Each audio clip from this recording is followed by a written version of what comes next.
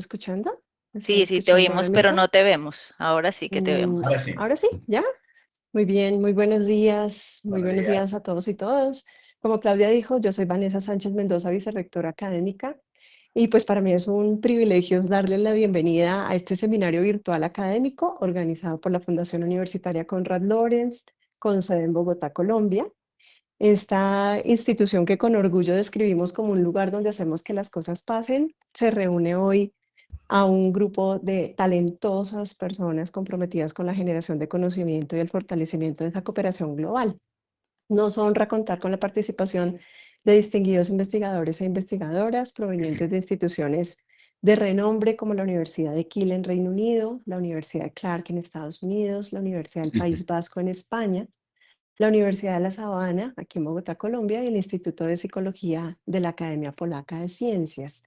También nos están acompañando editores de prestigiosas revistas científicas, entre ellas la Revista Latinoamericana de Psicología, editada por nuestra institución, reconocida como la mejor de su área en toda Latinoamérica. Su presencia aquí no solo enriquece este encuentro, sino que reafirma nuestro compromiso con una comunidad académica diversa y global. Nos encontramos en un punto crítico, como hemos conversado previamente a estos escenarios académicos para toda la humanidad. Hemos identificado ese impacto que tienen los límites que establecen los estados-nación. Enfrentamos desafíos que están trascendiendo las fronteras, crecientes tensiones internacionales, excesivo gasto militar, problemáticas de cambio climático y profundas desigualdades sociales que no solo nos afectan a nosotros aquí en Latinoamérica y en Colombia, sino a nivel mundial. Este contexto pues, nos ha llevado a plantearnos diferentes preguntas para desarrollar estudios e investigaciones, principalmente si es posible reconocer nuestra humanidad compartida y avanzar entonces hacia una sociedad global más solidaria y cohesionada. Este tema que nos convoca hoy, centrado en los rituales como prácticas capaces de unir a las personas más allá de sus diferencias, nos invita entonces a reflexionar sobre cómo estas dinámicas pueden transformar nuestras relaciones, fomentar emociones colectivas, generar nuevas formas de solidaridad global. Durante este encuentro exploraremos entonces diferentes avances e investigaciones, estudios clave que abordan entonces la medición de identificaciones globales, el impacto de emociones colectivas, la conceptualización de esa comunidad mundial inclusiva. Y nuestro objetivo en este escenario entonces será delinear juntos los primeros pasos hacia el desarrollo de rituales que no solo cohesionen a las comunidades, sino que también potencien nuestra humanidad compartida. Aquí este escenario estará caracterizado entonces por participar activamente en las discusiones, generar la reflexión de manera crítica, contribuir desde sus perspectivas únicas en este espacio de construcción colectiva y que este evento pues se constituya en el inicio de nuevas colaboraciones académicas, proyectos significativos y sobre todo de una visión compartida hacia un mundo más integrado y solidario. Que este sea el punto de partida para identificar y reconocer esas actitudes que nos mueven, esas motivaciones que tenemos como humanos y que potencian nuestra capacidad para cohesionarnos. Sin más preámbulo, le voy a dar la palabra al profesor Hussein Chacal y sean todos y todas bienvenidos y bienvenidas y que esta sea una fructífera y enriquecedora jornada. Gracias, Claudia, por la invitación a este espacio. Can I talk? Yes, go ahead. Okay, cool. Thank you, Vanessa, for this welcome speech, for this warm welcome. And thank you, friends, who came up first with the idea, basically Dario and Joseph, and later on invited me to be a part of this initiative. And later on with our esteemed speakers, whom I had the opportunity to meet at different occasions, except Cassia, we haven't met in person. So I'm very pleased to be a part of this initiative. I'll say a few words about the participating, the organizing universities, which Vanessa mentioned briefly, and then I'll move on to present the preamble, the general context of our initiative, and then without further ado, I'll leave the space, the floor to the speakers. So I am here as I have two hats here. On one hand, I am interested in the study of rituals as it's something that attracted my attention for a long time. Secondly, I also happen to be the Deputy Director of Kiel Institute of Social Inclusion, which is one of the organizing bodies of this initiative. Just to give you a very brief background about Kiel Institute for Social Inclusion, together with other institutes in the at Kiel Institute of Social Inclusion, the main aim is to promote interdisciplinary research on topics of wider interest that impacts the society as a general and globally. So we aim to draw together a vibrant community of partners, not only researchers, but also NGOs, other partners across the entire spectrum, stakeholder spectrum. And our aim is to promote a wide range of interdisciplinary research co-created with the involvement of all the stakeholders and external partners to identify, explain, and overcome social, economic, political, and cultural obstacles to egalitarian respect and social inclusion. To this end, I think it was 2 years ago, we organized again a similar online seminar on social exclusion and how to overcome, let's say, participation in research, a roundtable discussion with the participation of colleagues from Chile, Peru, Colombia, and I forgot Argentina. So it was long. We had this long time coming that we planned to make it in a kind of institutionalize these series of events, but for some reasons beyond our control, we never managed to do so. So it gives me extra pleasure and happiness that we are now, after a long time, we are picking up this this idea with this time with a very focused idea that is the rituals and their role in global communal identity. So without further ado, I would like to leave the floor to our speakers and I'll let them to introduce themselves. I was a bit confused. So who is going to, what did we decide at the end? Who's going to go first? Dario? We can't hear you. You are muted. You are muted. Muted. Supongo que yo, I suppose myself, because Camilo, Okay. What Camilo will say is basically what I said. In fact, what I said is solo related to Cassia or Categena communication. Okay. But I don't worry, but I think it's better that I made the first presentation and then Camilo. Shall we just, okay. Or also Cassia or Categena could make the first presentation. Don't worry. I can go first. I don't mind. Okay. Any order is fine. Thank you very much, Cassia. Maybe, so if you'd like to, yes. I think that it's better that Cassia present the identification with all humanity research, because this is one of the reference of Camilo and myself presentation. Okay, excellent. So if you can start by introducing yourself, telling us where you are based and your basic research interests, and then it's all yours. Okay, thank you very much. I think I will try to start with sharing, because this is something that I worry if it's gonna work. It's up at the right, compartir. Yes. Compartir. As you look at the screen, there is a share, an arrow looking upwards. Yeah. It says share. Yes, yes. I can see it. Share and screen or window. It's at the right of the micro icon. Okay. Yes. It's okay. It's okay. Yes, we can see. Categena is perfect. Fantastic. Okay, so thank you very much for invitation.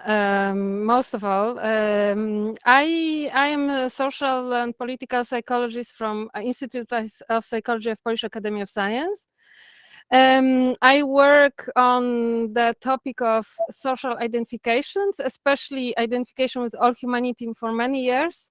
For many years also with Sam McFarland, who you probably know, who unfortunately passed away 2 years ago.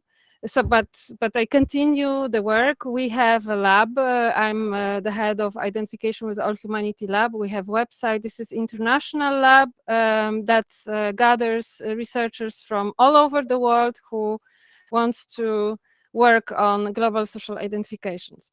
Okay, I think it's enough for the introduction. I would like to talk today about, because I thought it would be relevant to talk about who feels a part of all humanity. Because if we want to talk about rituals to elevate the feeling of a global community, let's look at this concept or similar concept which I study and see if it's not, for example, Western world phenomenon. Like many people during conferences, during comments, they say, oh, but this is, maybe it's political correctness, maybe it's a Western world phenomenon. How do you know that people in Africa or East, South Asia feel also connected to global identity, to all humanity? Maybe they don't even understand it or understand it in a different way. So I would like to start very briefly. I thought we're going to have more students here, but no. So I will just very shortly slide through these topics. Just wanted to start from the notion that this is not a new concept, that this is actually for centuries already. We have this concept of global social identifications present in philosophical and religious schools, starting from Socrates, as far as we know, maybe already earlier, who said, I am a citizen of the world. And Diogenes also said that, continuing that the only country well set would be the one embracing the whole world. And we see this concept through other centuries. For example, Thomas Paine, one of the founding fathers of the US, said, the world is my country and all mankind are my brethren, and to do good is my religion. And in fact, the unity of humanity and the interconnectedness of all peoples is present in all religions, or most religions: Judaism, Christianity, Islam, Sikhism, Buddhism, Hinduism, Shinto, Taoism, Native American spirituality, the Baha'i faith, and others. And some kind of combination of this, or the victory of this concept, as we can see it, was the global recognition of human rights in the 20th century, embodied by the United Nations Universal Declaration of Human Rights. Of course, in psychology, this concept also appeared, but later than a few centuries, because psychology is younger. But we have it in the work of Adler, Maslow, Allport, and Erikson, who all saw this as an expression of psychological maturity. And the highest possible level to self-categorize is to be part of all humanity according to the social identity approach. So even newer, very well-known and classical theories in psychology recognize this concept. These concepts, global human and citizenship identifications, because we can see different names, are concepts of growing interest to researchers, practitioners, but also to the general population. For example, UNESCO has a special program, Global Citizenship Education. Maybe you heard about it. And of course, the relevance of studying and developing them worldwide is of growing importance, because we are challenged by global issues. We all know that. I don't have to explain this. And solving these global problems or issues can be done only by joint efforts of all humanity. And to name few: climate change, sustainability challenges, human rights violations, migration crisis, or the spread of diseases like the latest COVID-19 pandemic. We all need to be together to solve this. So earlier research showed that the global social identifications can help with that. However, the research claiming that is mostly from so-called Western educated, industrialized, rich and democratic societies called weird societies, okay? So it's a really high time to decolonize the psychology and research, and that's why we wanted to have this project which would go far beyond weird countries. Different labels, I already mentioned that. Studies show, for example, study which I mentioned here by Margarita Carmona, who is also part of our lab.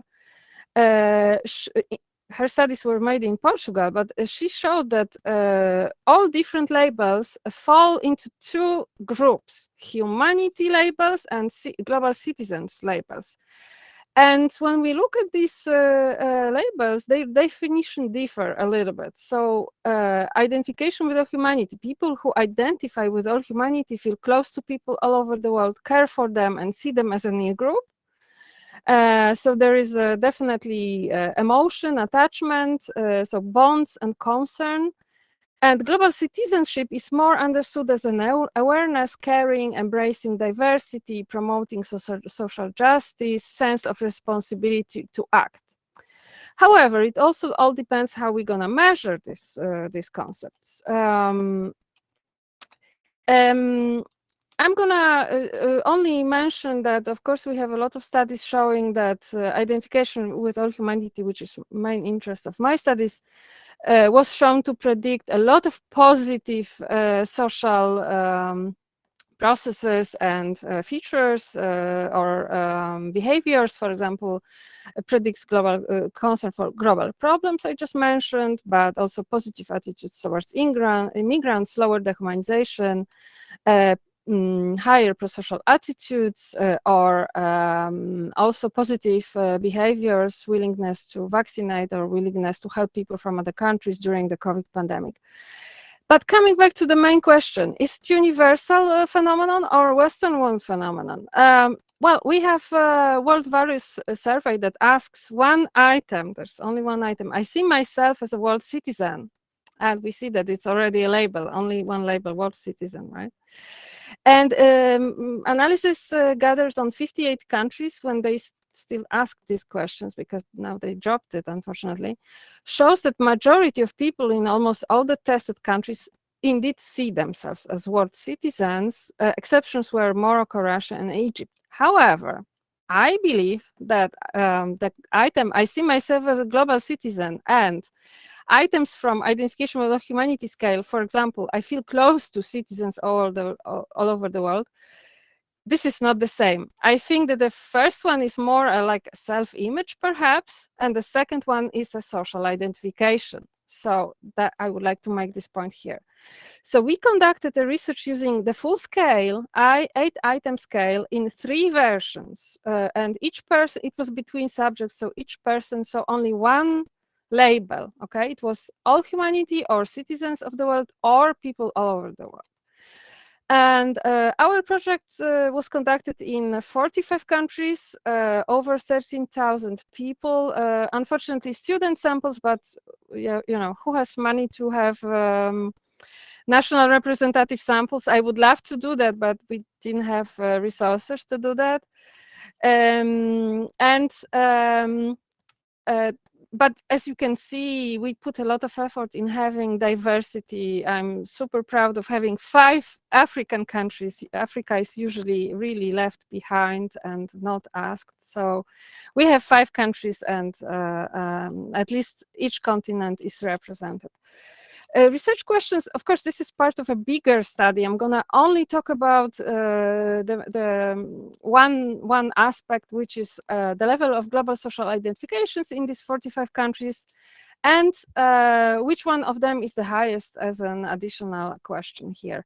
I'm not gonna talk about study design. The scale you probably also know. 8 items, for example, how close do you feel to, or when they are in need, how much would you want to help, how much do you have in common, etc.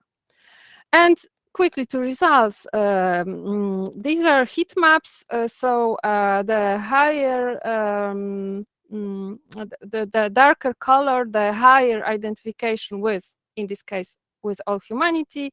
But as you can see, On the left side, there is a scale, and no one is below medium. So it's 2.96, so it's 3. The scale was from 1 to 5.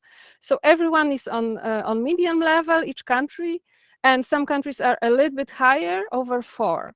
But this already shows that the differences are not that big. Most of people in these countries identify with all humanity, and we can see the darker colors are actually surprisingly not in the Western world. Africa, India, Indonesia. Okay, I will go back to this. The same for identification with citizens of the world and identification with people all over the world. When we have more time, if there are questions, I can say why we picked these 3 identifications. They are on the very similar level. As you can see, this is from the whole sample. The sample was weighted for this analysis because we had some differences in sample sizes between countries. So to not to overwhelm the results with one country, for example, we weighted the sample. So all humanity was the highest, but they are very similar. Okay, what about differences between first cultural clusters? Because it's 45 countries, so it's easier to look at clusters first. As you can see, these are post hoc tests. Southeast Asian and African clusters are the highest in global social identifications. This is for all 3 together. After that, it's Middle Eastern cluster. And German, Eastern European, and Confucian are on the lowest side, but everyone is over 3. So the differences are not that big. When we look at all 3 separately, we see exactly the same pattern. Southeast Asian and African clusters are always the highest. Okay, but countries in clusters may differ. For example, is in East European cluster, there's Ukraine, Poland, Greece, Russia, and other countries that maybe not super much to each other. So we looked at the countries as well. And here we have means for all the countries, and the red line is the mean overall, again, weighted for the whole sample. So we can see each country, is each country below or on the line or above the line. We see the differences are small again, and India, Republic of South Africa, and Ghana have the highest global social identifications of each type. It's a super interesting result, and we will try to explain that later if you are interested.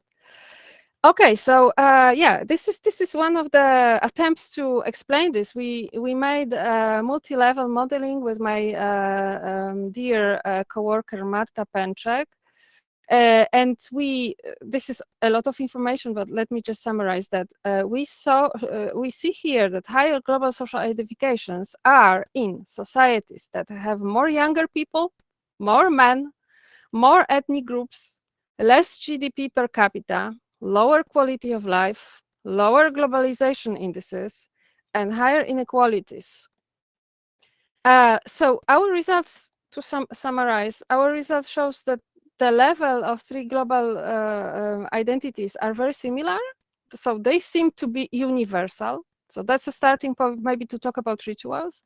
Since they are higher in African and South Asian clusters, it's definitely not a Western one phenomenon. I'm super happy to have the argument in hand to talk next time someone says it's Western one phenomenon. It's not.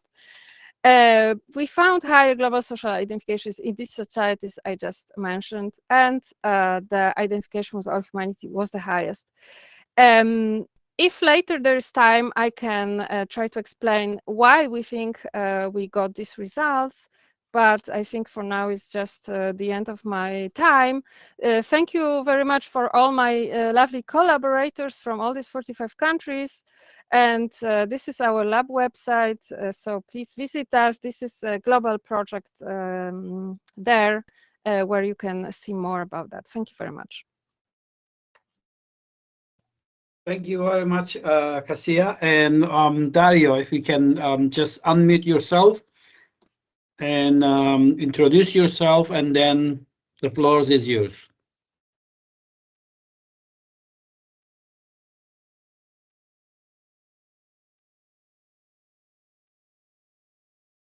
You're muted. Unmute, please. I am Dario Páez. I am invited professor at the Universidad Andrés Bello and honorific professor at the Catholic University of Peru and University of Buenos Aires. And I will show you a synthesis of some studies. One of these studies will be exposed after by okay.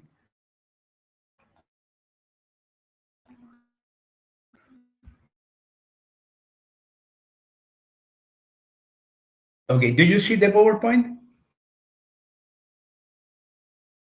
Yes. Okay.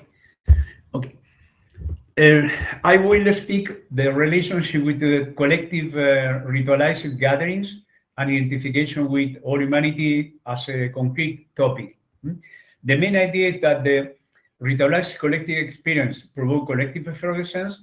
They evoke the prosocial self-transcendence of awe, and they increase the score of the identification with all humanity scale, and also they reinforce prosocial general behavior. The first question is, what kind of collective ritual can help to generate this imagined community that includes all humanity? First is, of course, rituals that have that refer to themes that emphasize the unity of all humankind, all humanity. That's as Joseph proposed. The second is, for instance, ecumenical messes, and this is an initiative of messes and activities that on Central Africa, in which Catholics, evangelical, and Muslims share the activities and share the mess. And this type of activities, I think, is also important to take into account to reinforce this global community identification. The other ones are global collective ritual related to reaction to major disaster. For instance, the applause for health workers during the COVID. In the case that people recognize the greatness, the greatness morality of this activity.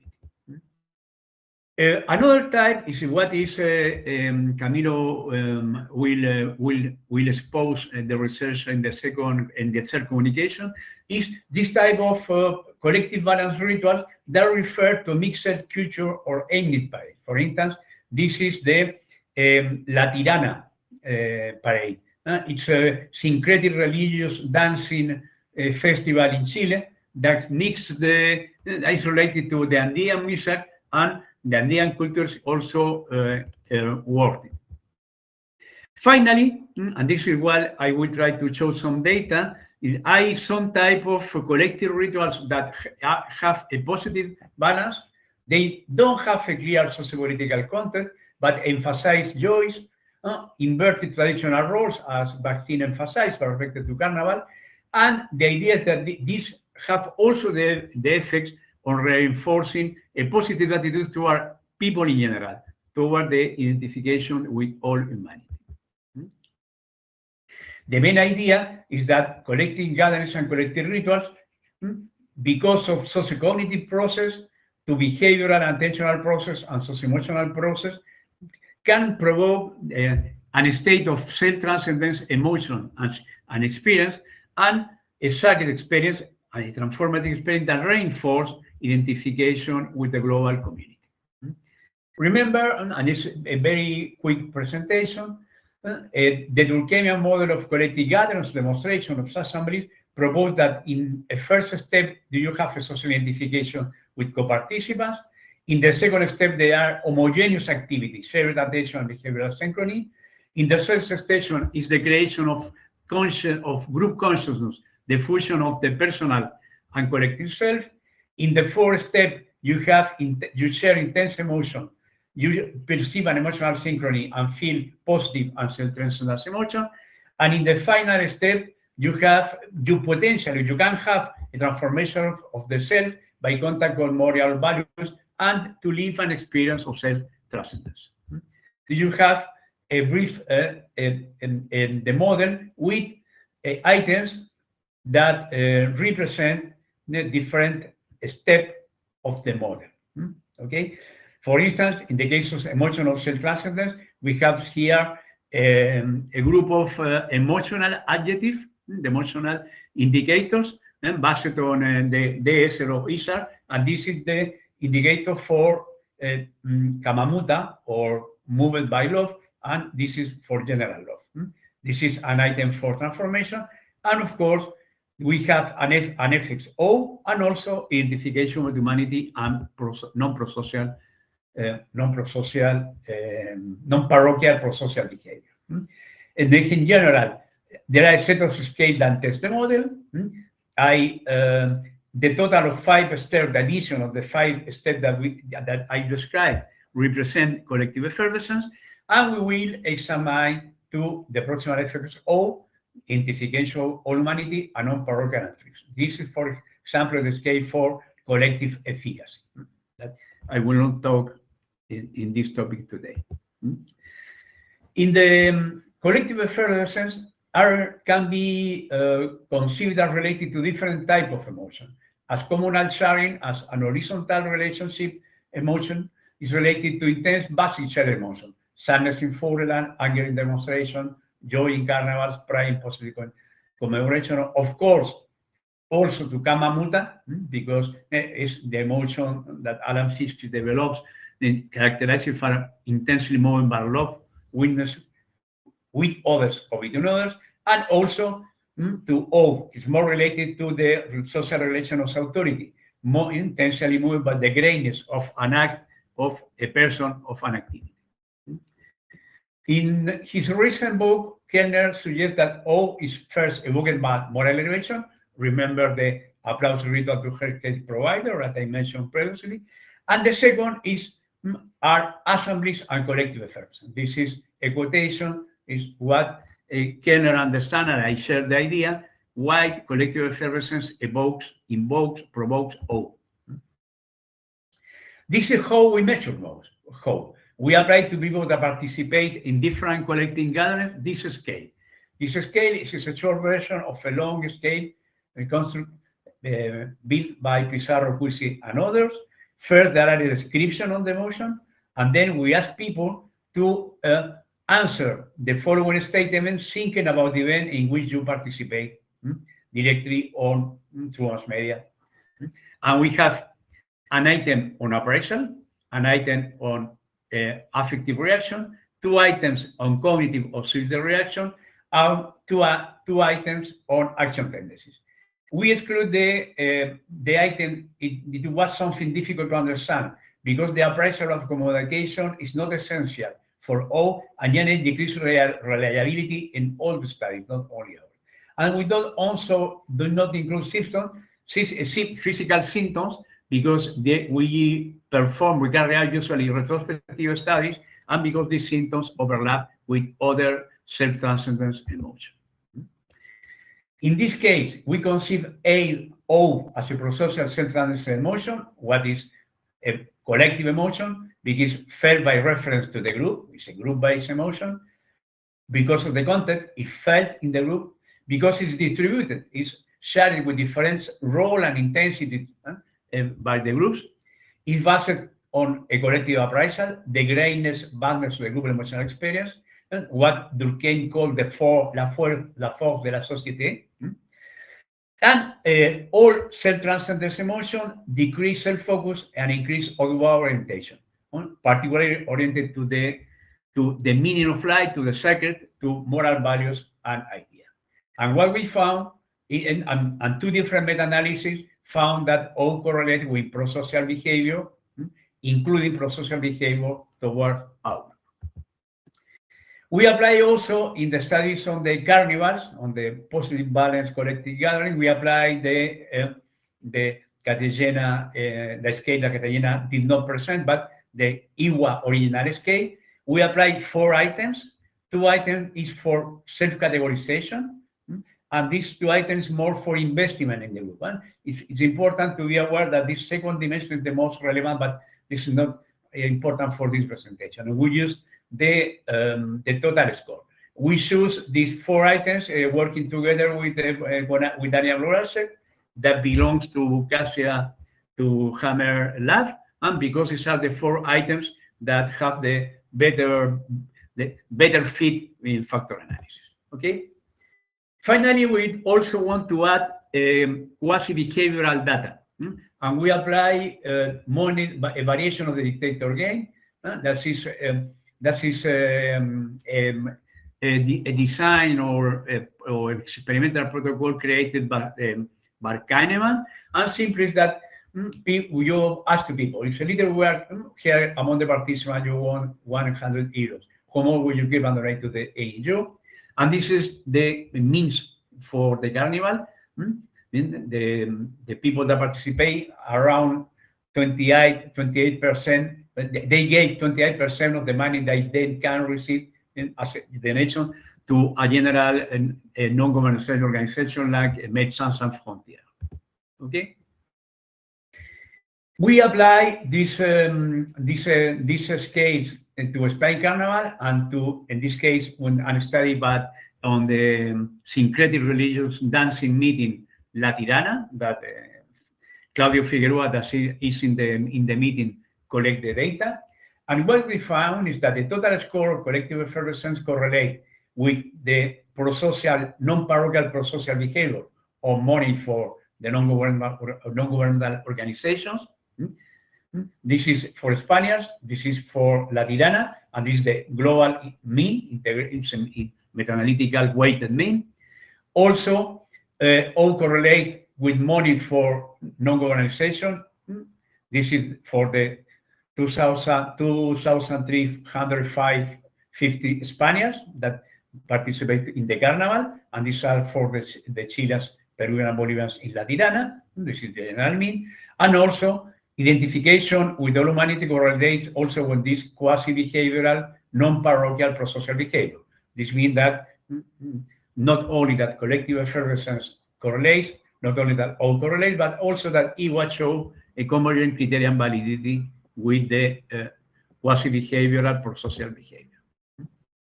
These are the correlation between collective effervescence and all and with intention with all humanity in the Spain Carnival, in the black and white Carnival in Colombia that Camilo will expose the specific result in the next communication, and La Tirana. As you can see, in this case, collective effervescence correlate with a significant weighted mean with identification with all humanity, also occurs with O, and O and a collective effervescence show also very important correlation in all the case.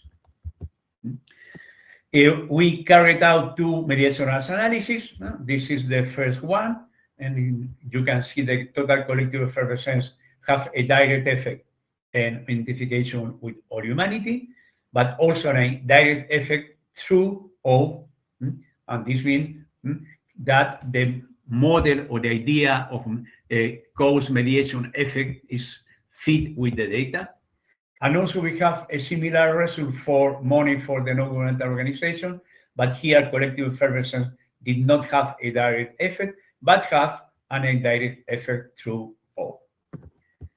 In conclusion, the emotional process experiencing collective evidence positive balance of mixed culture ethnic content, but of universalistic content all in limited manner, encourage or reinforce this experience of self-transcendence, are related to the emotion of O, to be moved in front of the grayness of the shared collective emotion and shared emotionality.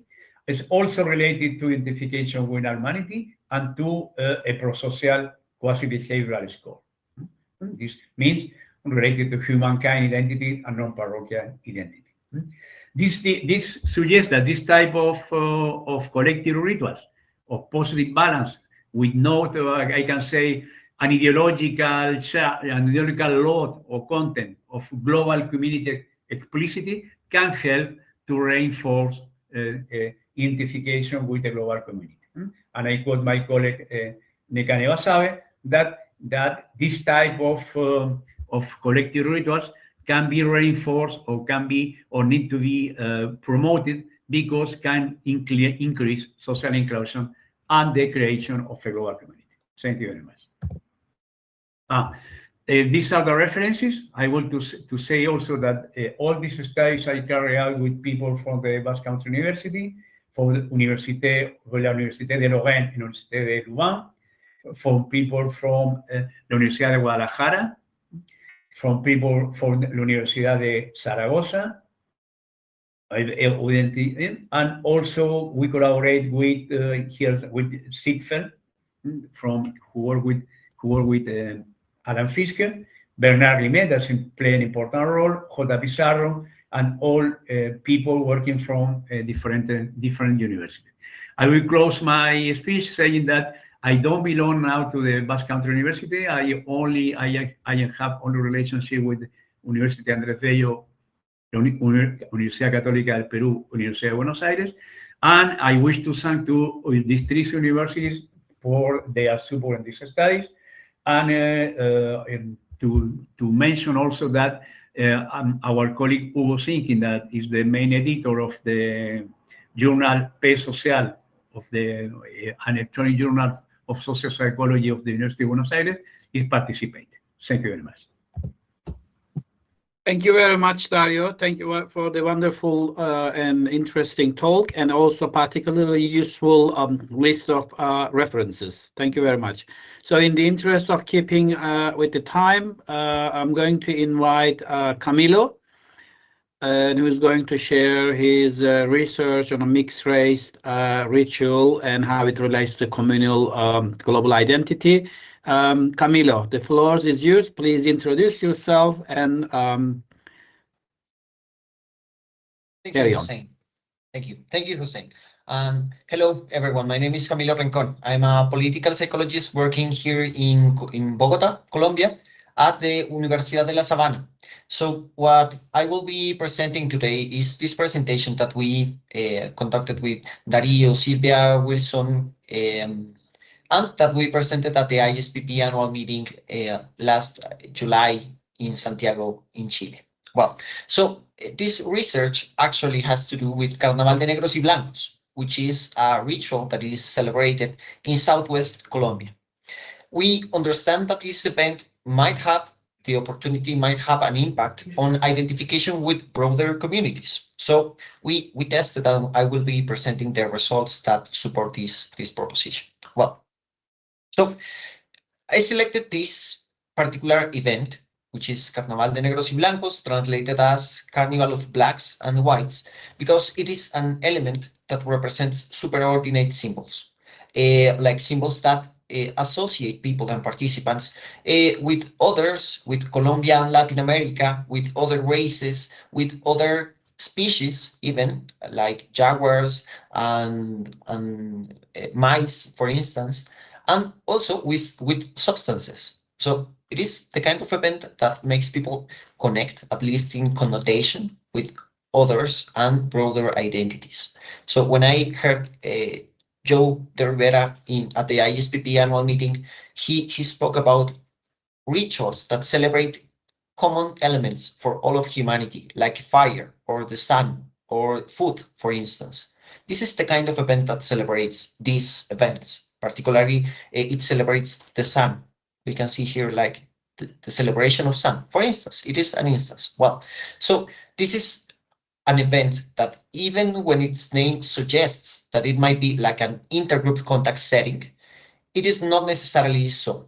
It is an event that celebrates mestizo identity, which is like mixed race identity. It is not intergroup in principle, but it is an event that celebrates common humanity, at least in some part. It is also intangible cultural heritage. It is one of the oldest intangible cultural heritage elements in Colombia, which is the selection that UNESCO does about traditions and living expressions of cultural heritage. It involves a lot of expressions. For instance, I selected two. For instance, ceviche peruano is one of the elements that is most recently selected as intangible cultural heritage. But it doesn't mean that ceviche is heritage. Instead, it is the practices and meanings of ceviche which makes the case for intangible cultural heritage. Not all ICH is expressed as collective encounters, but some ICH is. For instance, Carnaval de Negros y Blancos. It is both an ICH and at the same time, it is a collective encounter. So it shares some of the characteristics that Dario spoke previously in his presentation. So this event is celebrated in Pasto, a small city in Nariño, Colombia, southwest Colombia. And it is a celebration of the abolition of slavery in Colombia. It celebrates the abolition of slavery, which occurred at the beginning of the 19th century. And since 1927, it has grown as a particular kind of event in which many expressions and artistic expressions are manifest. So we approached this event using the neo-Durkheimian model of collective encounters, which Dario spoke previously about this. Following the theory that people who participate in collective encounters go through a series of processes that come from co-presence to homogeneous manifestation, to group consciousness, to emotional amplification, and then to effervescence. Our model expects that people who experience this series of processes will experience superordinate identities, including identification with all of humanity. So we tested this question, which is, does participating in a positive valence collective gathering, such as Carnaval de Negros y Blancos, does it have an effect on identification with superordinate identities?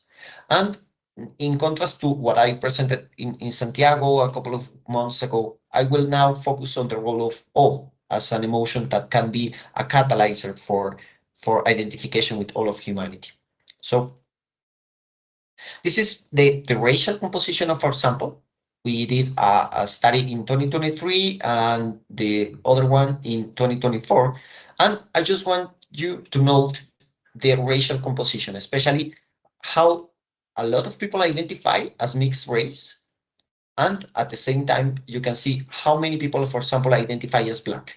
Even when the event is called Carnival of Blacks and Whites, it is not a setting for intergroup contact. And that is something that is interesting. It has a historical approach. You can ask me about that later, but it is important to understand that it is not necessarily an intergroup contact setting, but instead a setting of mixed race celebration. So these are our hypotheses. First, that people who experience total effervescence will experience higher levels of identification with their community, their nation, and all of humanity. And then that we will test a mediation approach in which awe mediates the association between effervescence and community, nation, and all of humanity identification. That is our hypothesis. These are some photographs of the event. Yep. So the design is cross-sectional. For this presentation, I only selected the data that we collected in 2023. The sampling was for a convenience sampling, using local universities, carnival organization networks, and collective leadership in the city. And we assessed these three main variables that I will be presenting: total effervescence, an average of the variables in the neo-Durkheimian model, the self-transcendent emotion of awe, and identification with all of humanity divided as bond and concern for both community, nation, and all of humanity. So I will present the results on this matter. Yeah. So these are the correlations between variables. You can see that here. First, we have total effervescence, which is the effect of effervescence on different variables. As you can see here, we can see bond with community, concern for community, bond for nation, concern for nation, identification with all of humanity, bond, and IWA, concern. So these are the correlations. As you can see, the smaller the community of reference of the question, the higher the effect size of collective effervescence. With community, the effect size is 0.38, 0.39. The same time with nation is 0.33, a little lower. And with all of humanity, it is 0.21 and 0.22. So the larger the community of reference, the smaller the effect size that total effervescence has on it. And then we can see the effect of O, which is number 2, the number 2 variable. And you can see that the effect sizes are also significant, but the same pattern is here. The larger the community of reference, the smaller the effect size that it has, that O has, on producing identification and concern for these communities. So these are the main results. It is very similar to previous research on identification with all of humanity. The larger the community of reference, the smaller the effect size of effervescence and O on it. So as Dario showed, I conducted this mediation analysis, trying to assess the mediating role of O on the effect of effervescence. And this is the result. These are the results of community identification, concerns, if you want, bond and concern with community. Mostly direct effects of effervescence on bond and concern are significant and large. These are betas, are standardized coefficients, but indirect effects are rather small and only present in bond. So that O partially mediates the association between total effervescence and bond. This is the only significant mediation coefficient that we found. If you want, this is the results that we found on the concern and bond for the nation, in this case, Colombia, which is a similar pattern, a direct effect, significant direct effect, but a non-significant indirect effect through O, which means that O, even when directly associated with bond and concern for community and the nation, it is not a relevant, significant, mediator between total effervescence and these variables. The same pattern can be found here with all of humanity. Even when we assessed this model, we found that these results, both direct and indirect effects, are non-significant. So that the larger the community of reference, for instance, in this case, bond with all of humanity and concern for all of humanity, are non-significant, neither mediated by O nor predicted directly through total effervescence once these are introduced in the model. So these are results that are contrasting to the ones presented by Dario, in the sense that O, in this case, is not a significant mediator of the effect of effervescence on bond and concern with different communities. So these are some of the conclusions. Total effervescence at CEMB, the Carnaval de Negros y Blancos, has a positive direct effect on bond and concern with community at all the levels that we included. But O is not a significant mediator in the models that we introduced. So I guess that most of what we are doing is trying to extend this research in a more ambitious way. So that a couple of months ago, we launched this initiative, the LAPACI initiative, translated as Laboratory Network for the Intangible Cultural Heritage. We included, since we conducted this initiative, a study which assesses identification with all of humanity at the Women's World Cup, which were a couple of months ago, Carnaval de Negros y Blancos in 2025. We will extend this result to the Holy Week processions in Popayan. All these are in Colombia. And we will try to assess traditional vallenato music in Valledupar and marimba music in Cali. We will try to extend these results to assess these variables in these settings, so that we can see what is the effect, the sustained effect of these processes. That is the way that we will try to extend our research. And I guess that is it. Thank you very much. I guess that was my time. Thank you very much. Thank you very much, Camilo, for this very interesting and wonderful presentation. So I think our next and the final speaker of the symposium is Joe. The floor is yours. Please introduce yourself and carry on. Thank you, Hussein. It's this wonderful hearing these projects. They're all related very much to our project for creating a more creative and less destructive world. I think that identifying with all humanity implies the existence of a global community, or at least the aspiration for one. This entails much more than a social identity or a cosmopolitan openness and tolerance. It implies a global society of persons whose actions are motivated by a caring for others that's stronger than our fear for ourselves, and an intention for justice that involves us in world governance. Such a community integrates the two aspects of the global consciousness that was described by James Liu. That is to say, the knowledge of our interconnectedness and differences, and the will to take moral action. To realize this community will require rituals that emotionally relate us to each other and to an unnameable hidden reality that we perceive awe when we perceive it. As embodied agents in societies, we exist in emotional relationships with others. Our actions depend on the support and the resistance of others, and both self and other are motivated by desires for support and aggressive assertion against resistance. This willful action occurs within relationships that always involve some caring for the other and some fear for the self. We're apt to overlook this basic motivational fact, which stems from human infants being completely dependent upon parental care.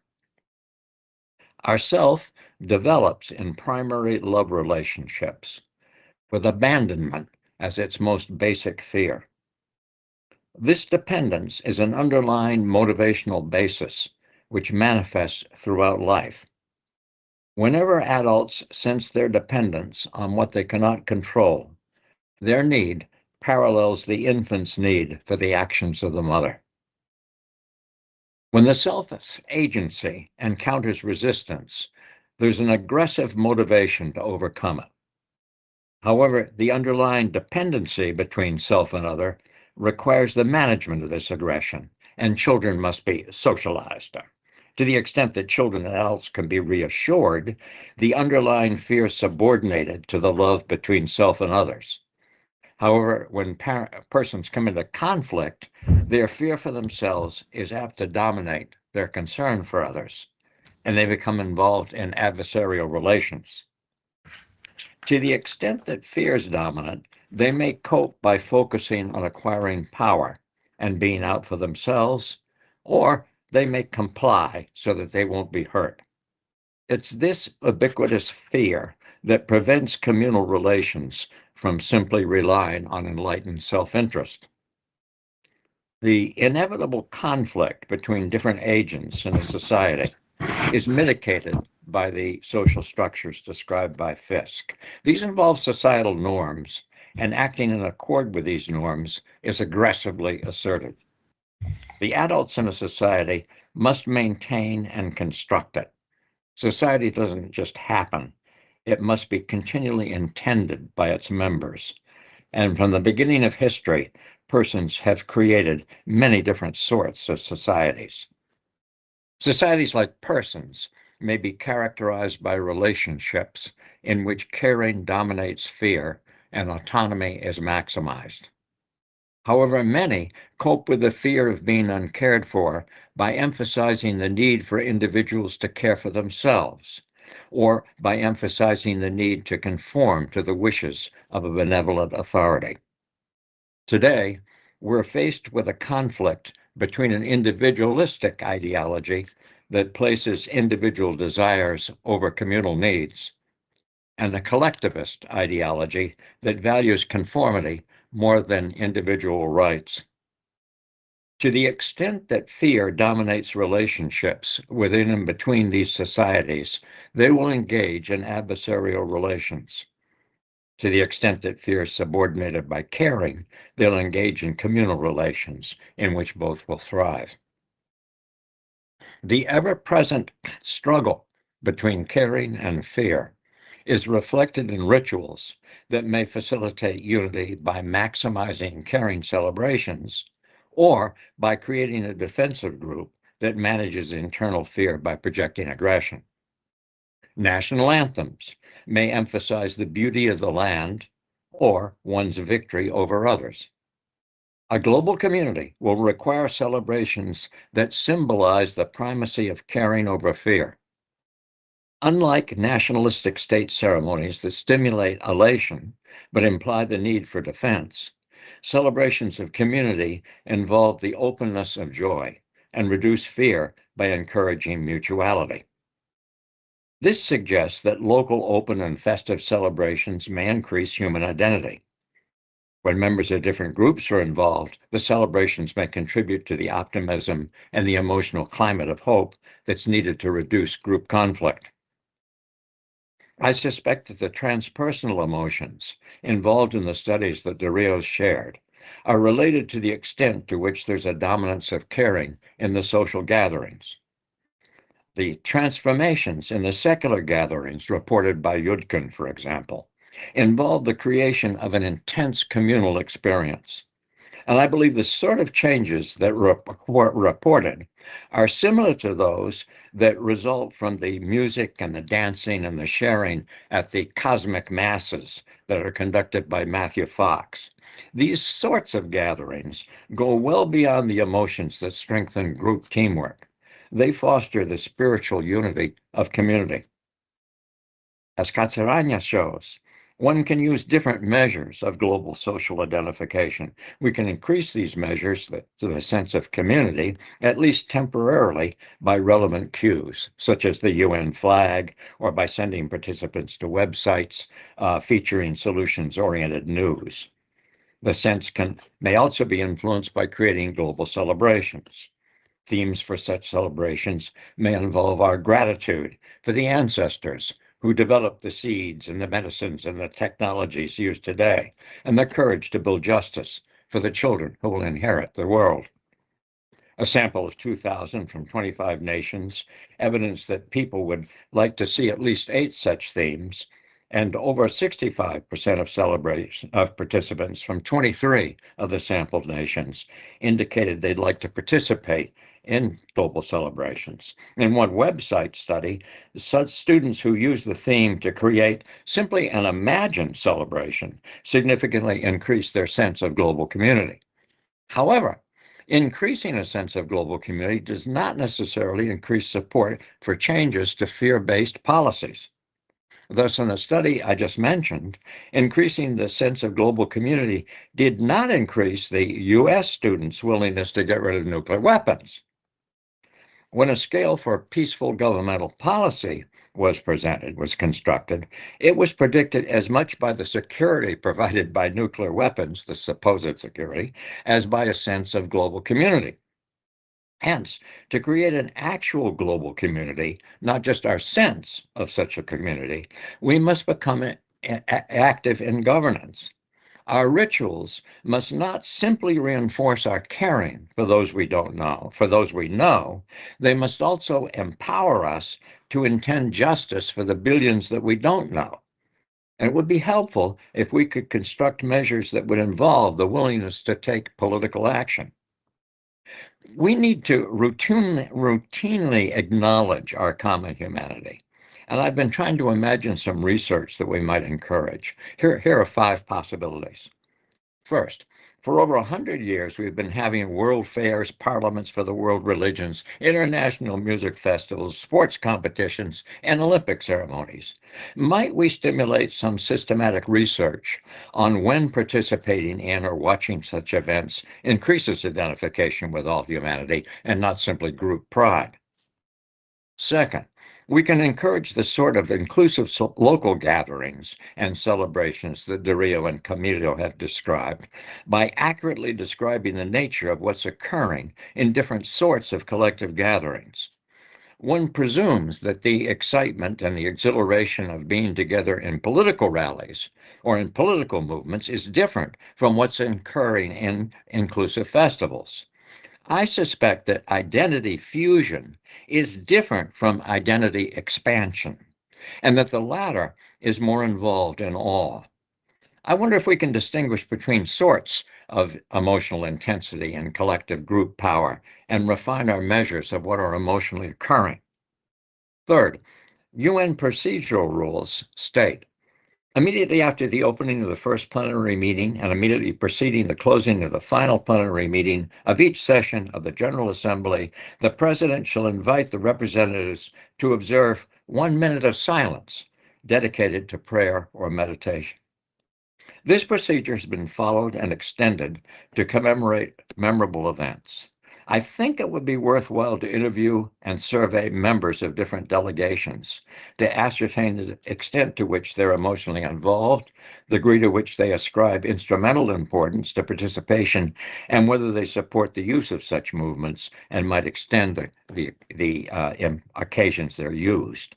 If research finds that standing for a moment of silence appears to be helpful, then it might encourage its broader use.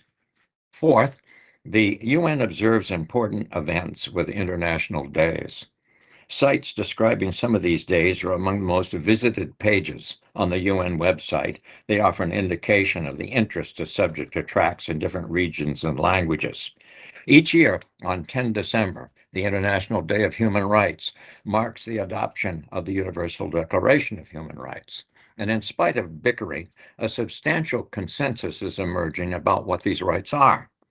The Human Rights Council has established a process that periodically reviews the observation of rights in all member states. It issues detailed reports that currently receive little public attention. One can imagine using every 10 December to encourage local celebrations of the courage to build justice for the children of the earth. These could be linked to foster an international community of persons who could support rights and welfare in different nations and engage in friendly competition rather than destructive criticism. And finally, the World Wildlife Fund sponsors an Earth Hour that encourages families, landmarks, and businesses to switch off non-essential electric lights between 8:30 and 9:30 on the last Saturday of March. The observance presented as a symbol of commitment that encourages individuals, communities, and businesses to give an hour for Earth. Begun in Sydney in 2007, some observance now occurs in 194 countries and territories. In 2017, lights were turned off in over 12,000 landmarks and monuments. There were over 3.6 million visitors to the website. In 2020, there were over 4.7 billion social media impressions. The 12-person staff markets the hour by arranging for the extinction of lights on iconic buildings, the endorsement of celebrities, and a website that invites individuals to switch off their lights and spend 60 minutes doing something positive for the planet. What I'm wondering is if we might work with the Earth Hour team to develop the hour's symbolic value, how it might become more ritualized. For example, I wonder if the hour could be presented as a way of acknowledging our dependence on the earth and sun, to express our gratitude for the abundance we've received and a need to reciprocate such generosity. I think of Blake's poetry, look on the rising sun, there God does live and gives his light and gives his heat away. Well, what if one version of the website announced, we're gradually forming a global community of persons who realize their interdependence and are committed to caring for our common earth. One way we can unite is by participating in a ritual called Earth Hour that connects us to each other and the global community that's beginning to form. The persons in this community are not simply interested in developing sustainable resources. They care about the earth and its plants and animals for its own sake. It'll be easy to see if such a presentation could involve music, art, the awe, and attracted more or less hits to the website or endorsement of using tax money to help economically underdeveloped nations develop sustainable energy. Well, those are a few ideas. And I'm really eager to learn more about all the people, the research that's been presented, and see if any of these possibilities are of interest. Thank you, Joe, for your wonderful observations and astute observations. I would like to invite contributions either in the form of comments or further questions to any of our speakers. There is one minor question. I would like to repeat this here to get it away with. I think it's Dario. Dario, is that you who asked the question about the factor analysis? Okay, so we have a question for Camilo. I can't see who asked. I can only see the initials DL. So the question is, have you carried out a factor analysis of the subdimensions of total effervescence? Camilo.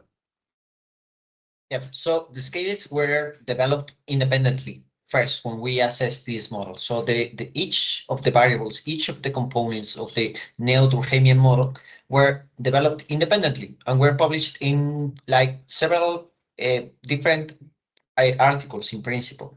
So what we did was selecting these variables, and then as we saw that these presented correlations higher than 0.16 more or less, we decided to make an average of these variables. So we didn't do a factor analysis after we conducted the average. I just calculated the average in order to have like a more simple scale in order to assess the model. It was just for simplicity. So I guess that we do not have a factor analysis of the total effervescence scores. I don't know, Dario, maybe you might be more aware of this, like doing factor analysis after making the average of the scores or with the total scores. Dario? Yeah, of course. No, all the scale of the 5-step, they were recollected from previous studies. And all the scales have excellent reliabilities, alpha above 0.80, and all scales are unifactorial. And if you carry it out with all the total scores, an exploratory and a confirmatory factor analysis, you found only one factor, only one second latent factor, second order factor. In this case, are unifactorial. In this case, in any case, and all the 5-step scales are related to a second order latent factor. Okay. So in this case, and all the scales have very good reliability. What we don't carry out are structural invariants within different cultural regions. And this, we don't have the data on this, but for reliability, for unifactoriality, and for a second order common factor, we have clear data. And also I have to say that what Camilo showed is that Camilo, you don't find a significant indirect effect. But if you look at your standardized coefficient, the effect size is the same that my coefficients. The difference is that you have a low degree of freedom. You know, it's for statistical power. But also, what I want to support, and this is an important point for the general Joe reflection, is, of course, collective effervescence related to one collective gathering is strongly related to more close social identification with the community, with the region, with the nation, and the association is significant but lower with more distal social identification. What you find in your result is the general find. Here in Spain and other, the relation within collective effervescence identification with the regional group is stronger than with nation, and it's stronger than with the total, with the all humanity. It's a general point. The problem is how you can generalize this, how you can infer positive effect for these local events. And in this sense, I agree with Joe that there are different sources of emotionality and also different sources of type of emotion. Probably because there are studies carried out on the Latin American Olympic Games with more or less similar results, and also with the similar result that the association is stronger with national identity than with all humanity identity.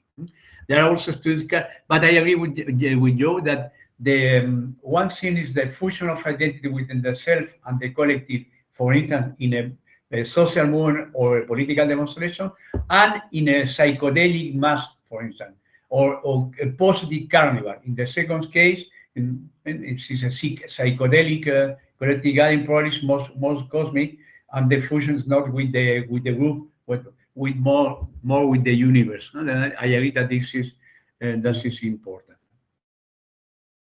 Also, to complement the question, here are the reliability coefficients of each of the variables that we included in total effervescence scales. So these are the data that we collected at Carnaval de Negros y Blancos, and I highlighted the Cronbach's alpha coefficients for each of the variables to sustain the argument. So thank you. That's helpful.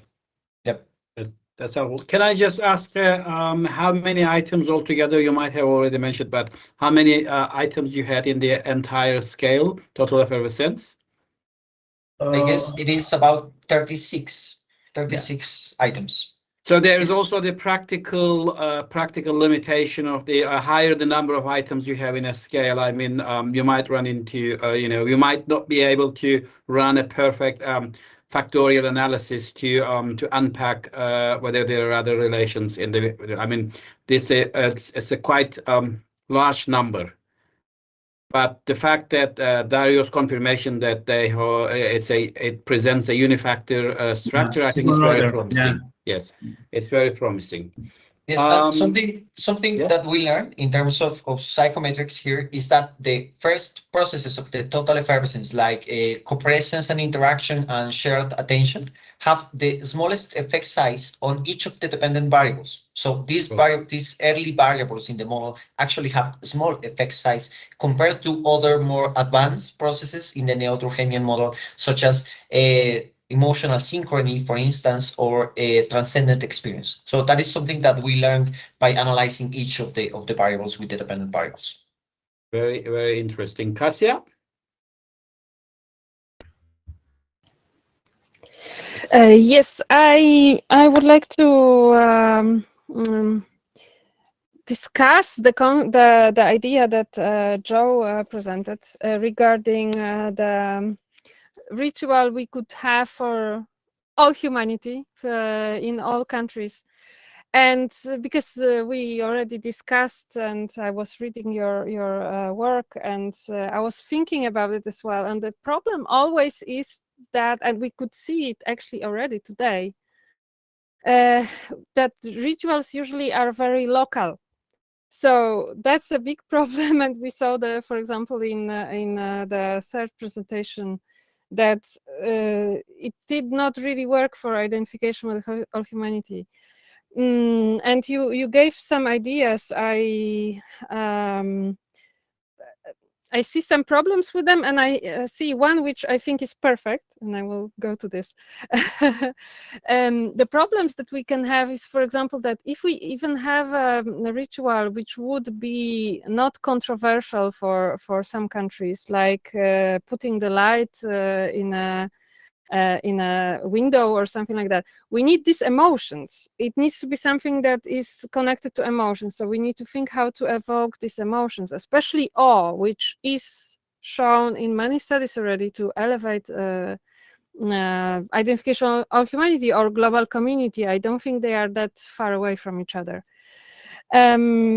With human rights, the 10th December, I think it's great, but the problem is that in many countries, this is very political, would not be tolerated, would not be celebrated. Some cultures, there are some cross-cultural problems, differences. Some cultures don't see all human rights as we in the Western world see them, as that great. Some actually, Sam McFarland also had some articles on that and showing some differences. So it's not also it's, I think it's great, and we should celebrate it, but not all countries would celebrate it. So what I would say, World Hour has the biggest potential, or maybe also there is some day of cleaning the earth, something like that. I don't remember when it is, but people gather and clean their surroundings and are also thinking about the whole planet. And it's very uniting, I think. So, and there is actually, people are meeting, so maybe the emotions would be higher. So I would say World Hour and this cleaning of the earth, I will Google it in a second when it is, I see as a great potential to maybe become such rituals for all humanity. There was earlier some idea of a carnival as celebrating for all humanity, but for many cultures it's connected to religion, and then it's already excluding a little bit. Not everyone celebrates that unless we can separate it from religion and make it more global. Perhaps it's doable. I don't know. Just thinking out loud. And I have a question to you, Joe, if I may. I'm already speaking, so I will use this opportunity, because I remember your paper you sent me, and you were saying there that you see these differences between and you said it today as well, identification with all humanity, for example, and global community concept, and that identification is more distant. Could you say more about it? Because I don't see this difference. I don't feel it. Maybe I don't understand something here. Thank you. Well, I think identification, there's so many questions you're raising. I'm looking forward to all of us having our individual Zoom calls so that we can talk more about particularities. But identification, I think, has two different meanings. When we identify, say, I'm looking out at my bird feeder now. Do I identify with the squirrel that's trying to get the seeds, or do I identify with the bird? That's a group identification. It's me taking a side. Whereas an identification with all humanity is a different sort of identification. It's not a social identification. That is to say, it's not an identification with a group. It's something different. It's a relationship, a direct personal relationship between people, between agencies. And I think one of the things that's very difficult to explain, but the metaphysics of agency is important here. We tend to think of ourselves as being individual consciousnesses, but we're not. I mean, we are, but more fundamentally, we're agents. That is to say, we act in the world. We actually create time by our actions, and that's what's involved in ritual. And it gets back to the $64 question that I think you raised. If we spend an hour lighting a candle or cleaning the earth, whatever it is, how do we get awe into that? And it is, there's no way around it. It is a religious question. The problem is our current religions are so group-based now. You know, they've lost the relational basis. That's the real core of religion. The idea, the basic idea of, somehow getting love more than fear. That's the basic religious ideas. What faith has become, these days, faith means some kind of belief. Well, belief is like a group thing. It's like, everyone having the same belief. That's ridiculous. Oh, well, I don't want to say ridiculous. It's very nice, but what's more essential is faith, and faith has nothing to do with belief. Faith is having your love greater than your fear. Anyway, we'll talk much more, I hope, about all this. And I would like to get back to the practical question of how could we get awe more into universal celebrations, because it's much easier to get it locally than universally.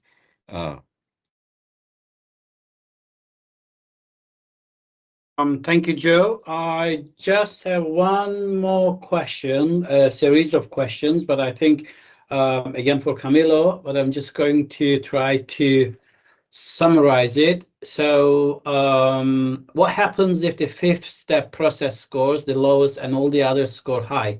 how is the average more relevant or reliable than taking into account each variable separately?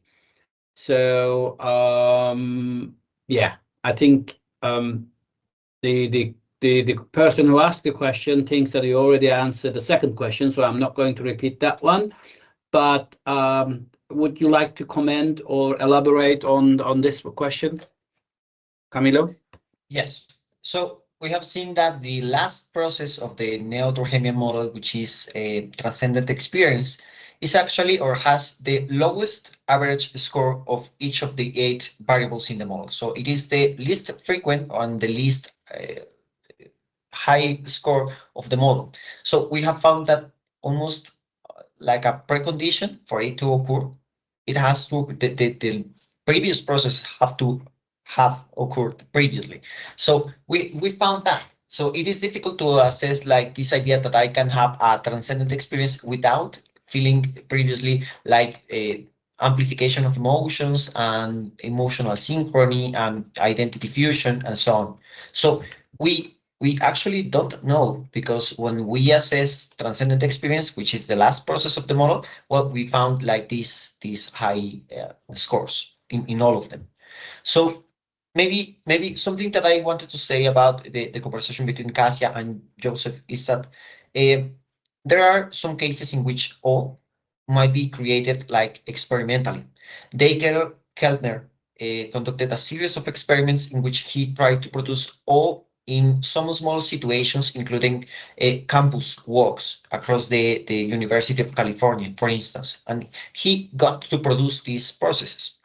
Also, there are a couple of studies, these were shown to me by Dario, actually, that this shows like, these kind of events, like the International Collective Labyrinth Day, which is a thing, it seems that is a thing, and they did this during the COVID-19 pandemic. And they produced, these feelings of transcendent emotions and experience, including insights, connectedness, and so on, which is a very interesting study because this seems like a meaningless ritual, but it is a ritual. And it is an international ritual, but it is like meaningless in some kind of sense. So it is interesting that these kind of rituals produce awe and produce transcendent emotions. And also there is a famous, I guess, study now, which is this one, which is creating the sacred from the profane, in which they experimentally try to produce awe and transcendent experience among a group of people who did a series of activities, including watching the Twilight Zone all together in the same place. So they got to produce a transcendent experience and emotions by making people being at the same place watching an episode of the Twilight Zone. It is possible to produce this experimentally, but these are difficult to produce. My opinion concerning the role of Carnival and its association with religion is that when we did the qualitative component of these studies, we found that people did not find like a religious aspect or motivation to participate in these events, but they saw other different aspects. Even for the Holy Week processions here in Colombia, the reasons why people decide to participate in these events are not necessarily religious, but more related to community participation and connectedness and communion. And this is something that we, in the qualitative component, we have found. My opinion is that even when, of course, historically carnival and processions are obviously religious, people are trying to find in these rituals a different aspect for participation. Not all of them, but some of them. And I guess that it is possible to produce this actually in some sense, even experimentally. Of course, effect sizes for experimental studies are very, very small compared to natural occurrences of rituals. But that is my opinion. So I wanted to show a couple of studies. Yeah, thank you, Camille. I guess one of the I think there are a couple of issues that I picked up from all speakers. One of the things that it is similar to the issue of conceptual clarity that was being discussed early on in the year 2 around 2000, 2010 in the within the research context of contact, intergroup contact, and collective action research, which is now blown into kind of industry. So I think what we need here, it is important to clarify our conceptual understanding of rituals. What is it that we are referring to as rituals or other collective behavior? I might be mistaken. And the second thing also, I guess it is also important to discuss and incorporate, elaborate on the background of the participants. As you just said, it's not all people. The rituals that some of the rituals or most rituals are that we mentioned are religious. But in your case, you also said that not all people who participate in these rituals they are not all religious. So I think from a conceptual point of view, what is our understanding of a ritual, and what is our understanding, what is our knowledge of the background of the participants? I mean, these two issues seem to be kind of important steps or important factors to take into account when interpreting the results. Are there any? I can't see any kind of more questions on the chat. So, if there are any questions from the audience here? If there aren't any questions, I would like to take this opportunity to three universities involved in the organizing this event. First, Konrad Lorenz University supporting the event technically and organizationally, Kiel Institute of Social Inclusion as well, represented by myself, and also Clark University as represented by Joe. Probably most of you already know that the idea is to develop into a kind of institutionalized form of gatherings and events, online seminars.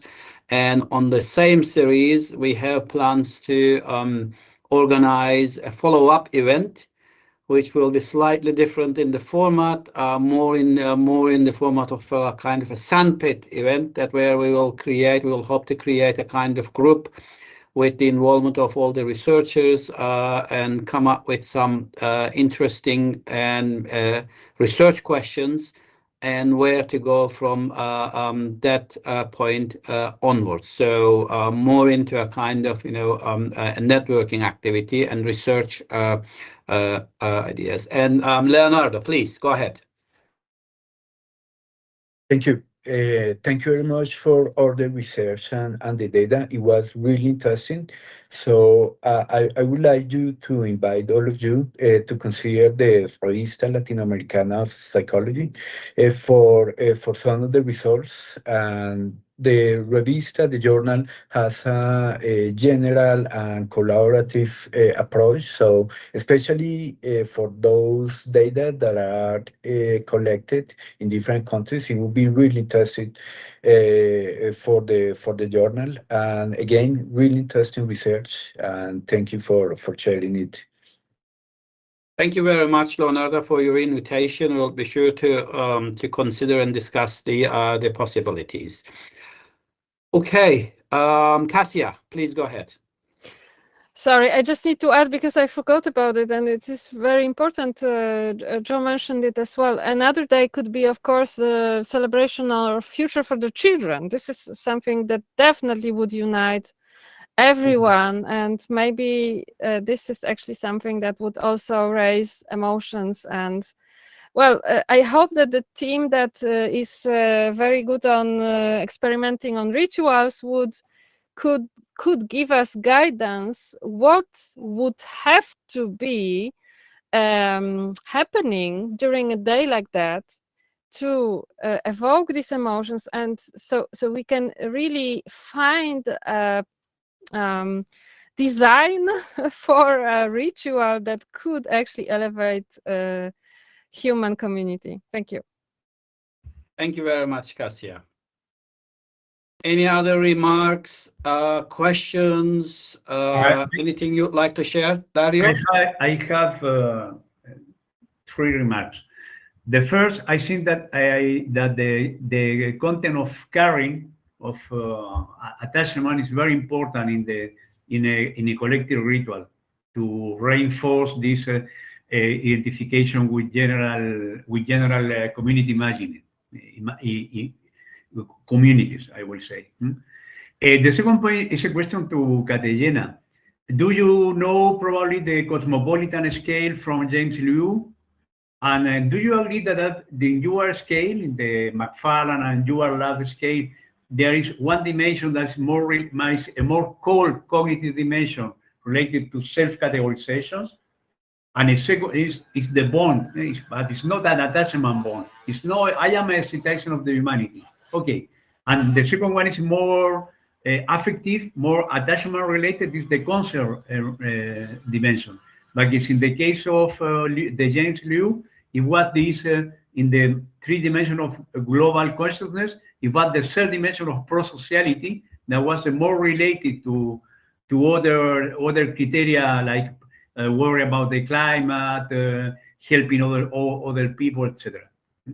And the 3rd point is I suggest to Hugo Thinking to also to present the journal as Leonardo has done.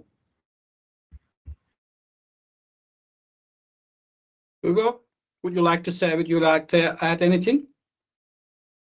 Sure. I'd like to follow up the words of Dario Paez. I believe that it's been a really interesting day, and presentations have been really interesting, and I think it would be really great if we could publish a dossier with these works in our journal. It's a journal that it's published by the University of Buenos Aires. Actually, the head of the journal is Dario Paez, while I'm associate editor, and it's growing really fast with the indexations. So it will be really interesting to have your works published here. We have been publishing some work from Show de Rivera and some other colleagues. So I think it will be really great, and thank you, Dario, for including this opportunity within this activity. I just want to add that there is already, Hugo, please correct me if I'm mistaken, there's already an ongoing effort to organize a special dossier on rituals. I believe you'll be contacting people, and also there are some other ideas. So just hijacking the opportunity, I mean, feel free to contact Hugo or Leonardo for if you have any ideas. I know Hugo is always looking for ideas to organize special issues, and I'm sure Leonardo will join him as well. So please feel free to contact if you have an idea, if you would like to co-edit or guest edit a special issue with one of those with the journals. Not to mention that one of the ideas, one of the motivations behind organizing these seminars is to increase the visibility of the journals, and also to overcome what we have been discussing, what is the current debate on the dominance of the weird perspectives, the leadership of the English-speaking journals and English-speaking investigators, researchers on research and distribution of research. So I think we are very well positioned to kill several birds with one rock. So if there isn't anything else, I would like to thank everyone. First of all, Konrad, Lorenz for providing the support, and Kiel Institute of Social Inclusion for being involved in the organization, and Clark University, and also all of our speakers for their excellent presentations and thoughts for food and discussion, and also the participants who have provided the questions and promoted and facilitated more discussion on the topics. I'm very much looking forward to the next session, where we will discuss different research opportunities, and hopefully we'll come up with some ideas to push this initiative even further and to reach more people. Thank you very much, and that's all from me. Yes, Dario. See, I don't forget to mention that for P Social, for the Journal of Hugo, Joe was proposed with Nekane Basabe to coordinate the dossier. Okay, so maybe Hugo can tell us more about that. It's to remind this to Joe, to Joseph, and also to Nekane, because both are in the virtual meeting. Well, and actually, I want to follow up something that that you just said that it is true that we in every edition and every number we have a regular section which is as usual edited by Dario and Gaston, a colleague, and me. But there's in every number we have a dossier which is edited with a guest editor. We've been having, like, for 2 years, interesting editors such as Juan Carlos Ollanedel, Agustín Espinosa, Elsa Maria Tecchio. In every number, we have a guest editor. In one of the next numbers, Show is going to be the editor, I hope, with the works that have been presented today. But as you said, if anyone is interested in publishing a dossier, a monographic dossier, a thematic dossier, please feel free to contact Dario or me to coordinate this. Thank you, Dario, and thank you all. And also, Hussein, I asked to Leonardo if it is possible, Leonardo, si crees que se puede hacer también un monográfico sobre el tema de encuentros colectivos e identificación con la humanidad, como se hace en no sé. Porque ya ofreciste la revista para subir un artículo con la revista. Can I just please ask you to stick to English so we have people who don't speak Leonardo, Spanish? it is possible to create a monograph, a specific number on collective gathering identification with the humanity global community in the revista latinoamericana. Yeah, we can discuss it, like see what would be like the reach and the authors that can be implicated within the monography, but that could be an idea that we can discuss, of course. Wonderful. Excellent. So yes. Hussein, did we set a date yet for our next meeting? Good question. I'm not sure. I think we did, but Laura, who supported us administratively, has all the details. I will consult with her and then distribute, if we already had chosen, distribute it accordingly with the wider group. But thank you for reminding. But I suppose that this will be in January or February, no? Because I'm not sure. Probably. I'm not sure, but I think we set a date. But I'm not really. I don't want to mislead anyone, so I think we do have a date. But I mean, as usual, we are happy to adapt and change accordingly to maximize the participation. Well done. Okay. Thanks everyone for your time and your participation. Hope to see you soon. Take care. Thank you very much. Thank you all. Wonderful to see Thank you very much. Bye-bye. Bye.